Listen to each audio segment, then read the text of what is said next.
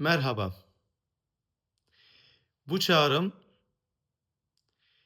bütün Alevi, Kızılbaş, Bektaşi yol erenlerine ve bu yolu süren her bir bireyedir.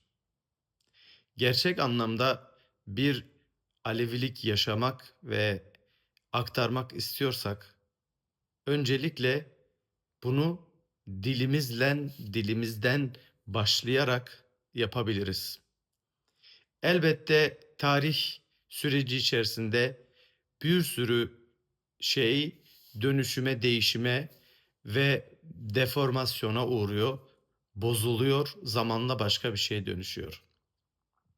Benim önerim ve talebim şudur ki Alevilikte, Kızılbaşlıkta ve Bektaşilikte dede diye bir kavram yoktur. Alevilikte pir vardır, mürşit vardır, talip vardır, rehber vardır.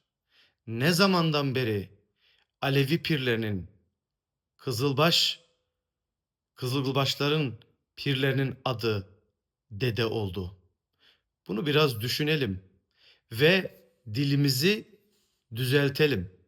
Hele hele kendini internet ortamında dede, dede kelimesiyle nickleyen, kendini tanıtan arkadaşlara, dostlara daha aciliyet, eee, daha zaruretlidir bu söylemim. Ne kadar dikkate alırsınız bilemem ama en azından bir yerden başlamak lazım. Saygılar.